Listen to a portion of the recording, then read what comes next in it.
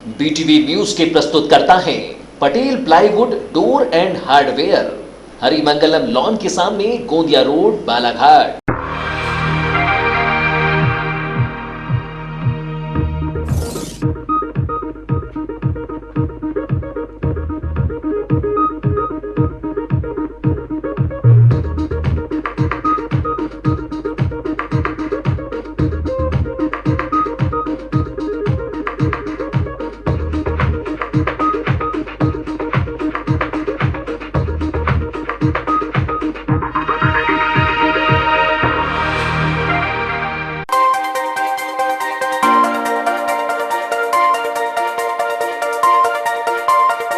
Audio Jungle.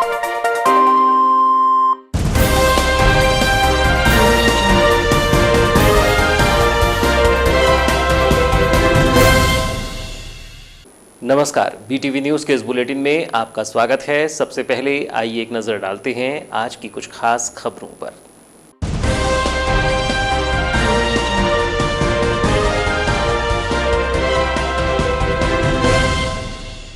दुर्घटनाओं के बाद भी नहीं जीत रहा है परिवहन विभाग। बालाघाट जिले की सड़कों पर दौड़ रही है कंडम बसें। अधिकांश बसों में नहीं है इमरजेंसी विंडो की व्यवस्था, न वैधता न इंश्योरेंस। सवारियों को बैठा सर पर दौड़ रही है बसें। राजीव गांधी पंचायत राज संगठन ने सौंपा ज्ञापन, स्पीड गवर्नर लगाने की मांग। वारासिवनी ओवरब्रिज के लिए किया गया निरीक्षण। विधायक जायसवाल और पीडब्ल्यूडी के अधिकारियों ने किया निरीक्षण। कहा, ओवरब्रिज के माध्यम से यातायात होगा आसान। एस्ट्रोटर्फ भूमि पूजन कार्यक्रम में प्रोटोकॉल के उल्लंघन होने की कही बात। सड़क हादसे में रेलवे कर्मचारी हुआ घायल। ट्रक ने मारी बाइक सवार रेलवे कर्मी को टक्कर। सीसीटीवी कैमरे में कैद हुई सारी घटना। 20 मिनट सड़क पर ही घायल पड़ा रहा रेलवे कर्मी। प्राथमिक उपचार के बाद नागपुर किया गया है रेफर। और अब समाचार विस्तार से। लगातार हो रही सड़क दुर्घटनाओं के बाद भी जिला परिवहन विभाग की सुस्त कार्यप्रणाली के चलते बालाघाट जिले में नियमों को ताक पर रखकर बसों का संचालन किया जा रहा है। शनिवार को स्थानीय बस स्टैंड से सवारियों को बैठाकर उनके गंतव्य की ओर ले जाने वाली बहुत सी बसें ऐसी थी जिसमें परिवहन विभाग के निर्देश के तहत जानकारी तो लिखी थी, लेकिन लिखी जानकारी के अनुसार बस की वैधता व इंश्योरेंस काफी पहले ही समाप्त हो चुके हैं। इतना ही नहीं, बहुत सी बसें तो बसों में बिना जानकारी लिखे ही सवारियों को बैठा रही हैं। बस स्टैंड से स्थानीय मार्ग वारासिवनी, कटंगी, मोहगांव, मलाजखंड, लांजी, बैहर, रजेगांव, उकवा, परसवाड़ा, लामता समेत अन्य मार्गों के अलावा गोंदिया, मंडला, सिवनी, जबलपुर समेत अन्य मार्गों की तरफ सवारियों को बैठा कर ले जा रही है। इनमें अधिकतर बसें ऐसी हैं जिनमें किसी प्रकार की इमरजेंसी की स्थिति निर्मित होने पर यात्रियों के बाहर निकलने की जगह ही नहीं है। यहाँ इमरजेंसी विंडो को बंद कर उसमें सीट लगा दी गई है, तो वहीं पीछे के कांच को सुरक्षित रखने के लिए उनमें जालियां लगा दी गई हैं। इतना ही नहीं, क्षमता से अधिक भी सवारियों को बसों में बैठाया जा रहा है। अखिल भारतीय चालक परिचालक संघ के जिला अध्यक्ष योगेश यादव ने बताया कि बालाघाट जिले में ऐसी बहुत सी बसों का संचालन हो रहा है जो बिना परमिट के हैं। इन बसों से किसी भी प्रकार की सड़क दुर्घटना की स्थिति निर्मित होने पर परेशानी की स्थिति निर्मित हो जाती है। वहीं यात्री बसें नियमों का पालन भी नहीं कर रही हैं और परिवहन विभाग भी सिर्फ चेहरा देखकर कभी कभी कार्रवाई कर इतिश्री कर देता है। ये परिवहन विभाग की लापरवाही और सांठगांठ का ही नतीजा है जो बसें अनियमित तरीके से सड़क पर यात्रियों को बैठाकर दौड़ रही हैं। ये कुछ ही बसें जो ऐसी है जो शासन की जो दिशा निर्देश है उनका पालन करें। बाकी की जो गाड़ियाँ ऐसी चल रही है ये परिवहन अधिकारी बालाघाट और यहाँ के जो बड़े बड़े मोटर ओनर है इनकी सांठगांठ में आज भी गाड़ियाँ संचालित हो रही है। इसी बीच हमने परिवहन आयुक्त महोदय को, परिवहन मंत्री को कई बार पत्र के माध्यम से हमने अवगत कराया कि मान्यवर, यहाँ पर ही नहीं पूरे एमपी में ऐसी कई बसें हैं जो निर्देशानुसार संचालित तो हो ही नहीं रही है। कईयों पे करोड़ों रुपए टैक्स बकाया है आज भी।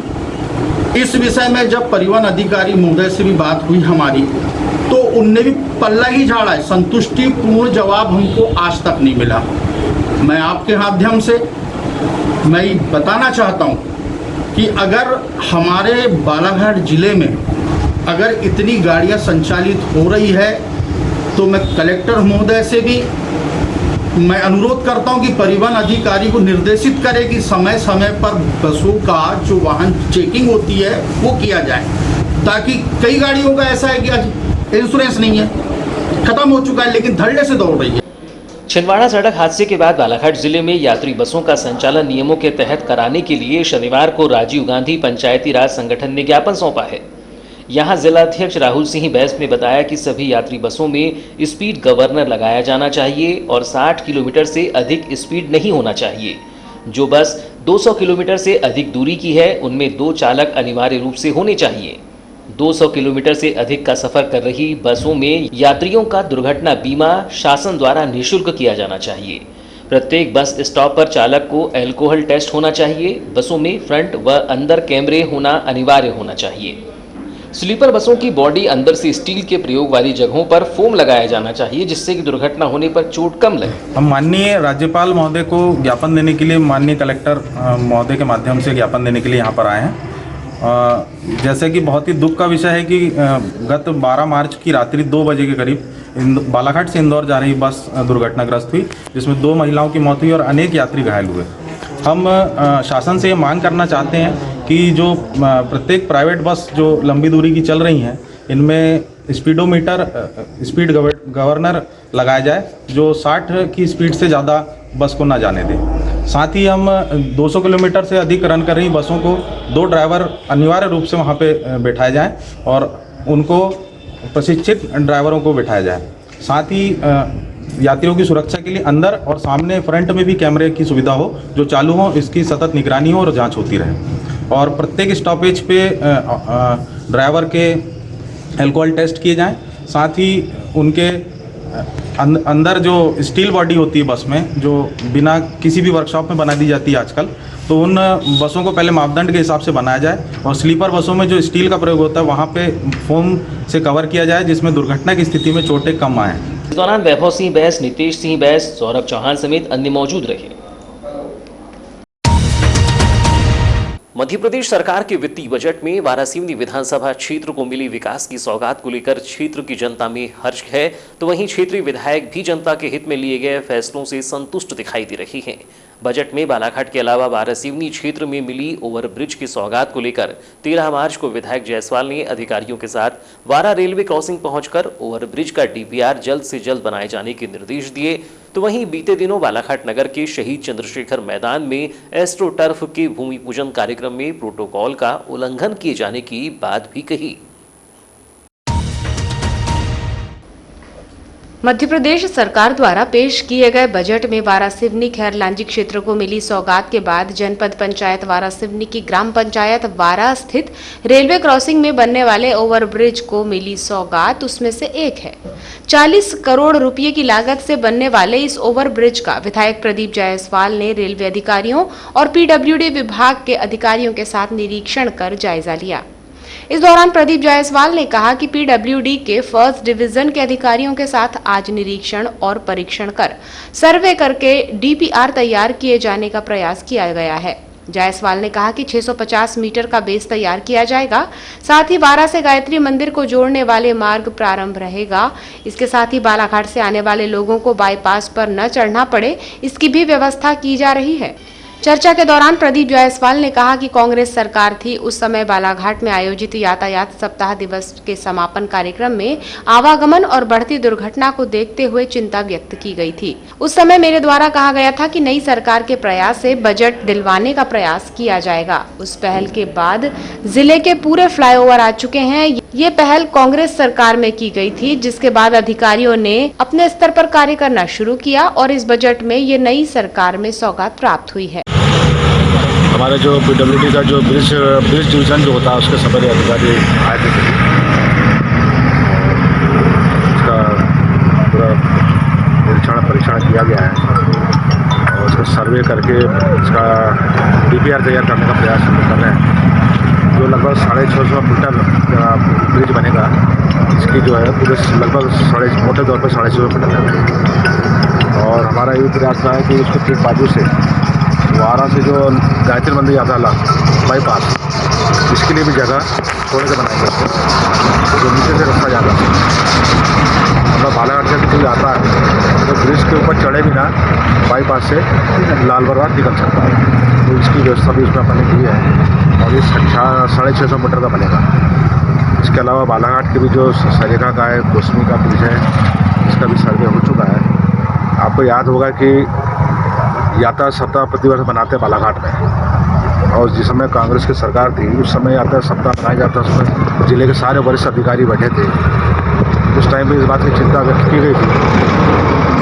तब मैंने कहा था कि आग लगने पर कुआं खोदना का काम हो रहा। मैंने कहा कि अभी तक तो एक भी फ्लाईओवर नहीं बना है, लेकिन इस बार जो बजट पेश होगा उसमें हम बालाघाट के आवागमन को देखते हुए जितनी दुर्घटनाएँ हो रही है और जितना ट्रैफिक जाम हो रहा है, तो निश्चित रूप से नई सरकार के बजट में हम इसमें प्रस्ताव ला रहे हैं कि यहाँ के दोनों जो है फ्लाईओवर बनना चाहिए। और आपने देखा कि उस पहल के बाद ये बजट में इस क्षेत्र के पूरे फ्लाईओवर आना चाहिए। गर्रा भी शामिल है भी गर्रा भी शामिल है उसमें। तो ये पहले हमने उस समय की थी कांग्रेस सरकार के समय, जब मैं खनिज मंत्री था, और वो प्रयास से जो अधिकारियों ने सर्वे करके पूरा प्रयास किया अधिकारी के स्तर पे, अब जाके बजट में शामिल हुआ। चर्चा के दौरान खनिज विकास निगम के अध्यक्ष प्रदीप जायसवाल ने विगत दिनों बालाघाट में आयोजित एस्ट्रोटर्फ भूमि पूजन कार्यक्रम में प्रोटोकॉल का पालन नहीं किए जाने की बात कही। उन्होंने कहा कि जब मैं खनिज मंत्री था तभी एस्ट्रोटर्फ पास हो गया था, लेकिन जो भूमि पूजन कार्यक्रम हुआ उसमें प्रोटोकॉल का उल्लंघन किया गया है। चर्चा के दौरान खनिज विकास निगम अध्यक्ष प्रदीप जायसवाल ने कहा कि उनके खनिज मंत्री रहते ही खनिज निधि से बालाघाट के मुल्ला स्टेडियम में ग्रास फील्ड के लिए 40 लाख रुपए दिए गए, जबकि वारासिवनी नगर के रानी अवंती बाई में बनाए गए मिनी स्टेडियम की तर्ज पर ही उत्कृष्ट विद्यालय के मैदान में मिनी स्टेडियम का प्रस्ताव तैयार किया गया था।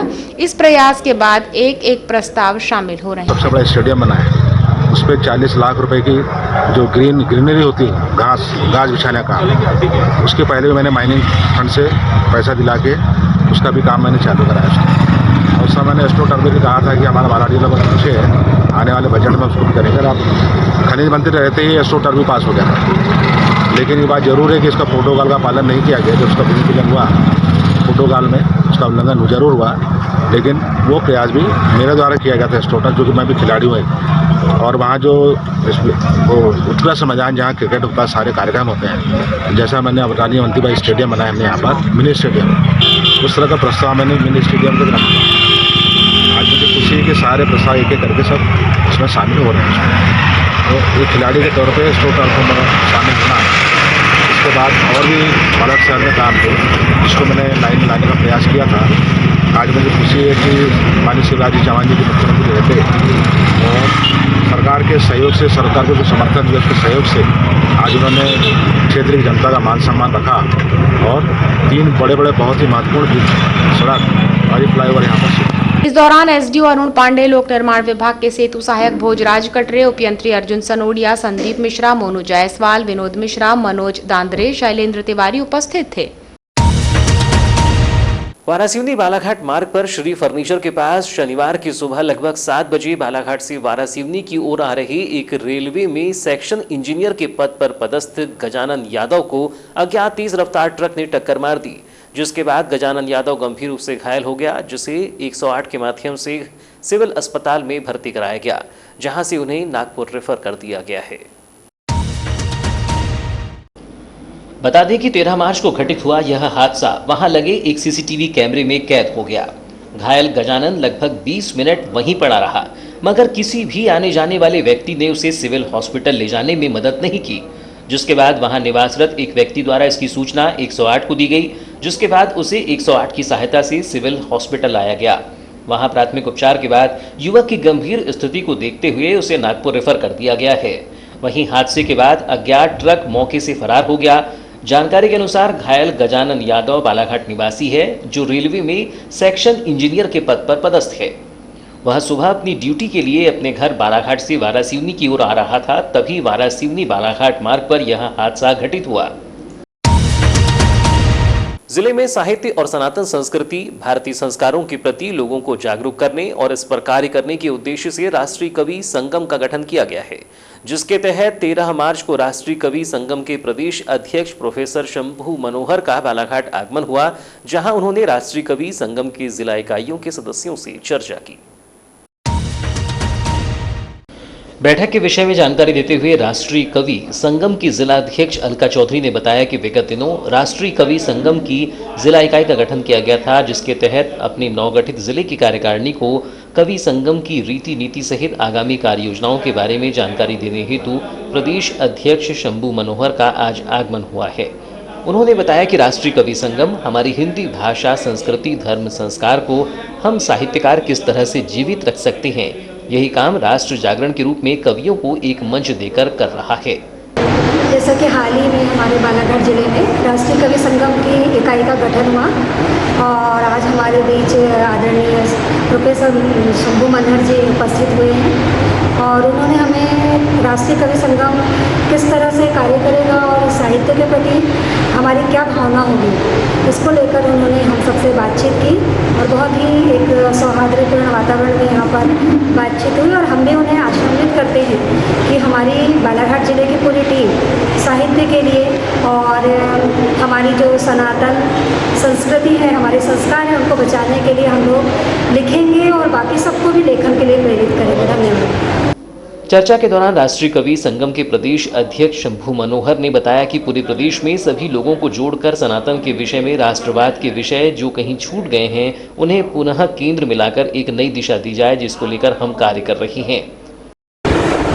खरगोन मध्य प्रदेश से आया हूँ और राष्ट्रीय कवि संगम मध्य प्रदेश का अध्यक्ष हूँ और पूरे प्रदेश में सभी हमारे बंधुओं को जोड़ करके और कहीं न कहीं जो हमारे सनातन के विषय, हमारे राष्ट्रवाद के विषय जो कहीं छूट गए हैं, उनको पुनः केंद्र में ला करके ऐसे एक नई टोली, नई टीम बनाई जाए, जिससे पुनः उन विषयों को लिखने के लिए बच्चों को प्रेरित करें और कवियों को हम एक साथ जोड़ें, इस उद्देश्य पर।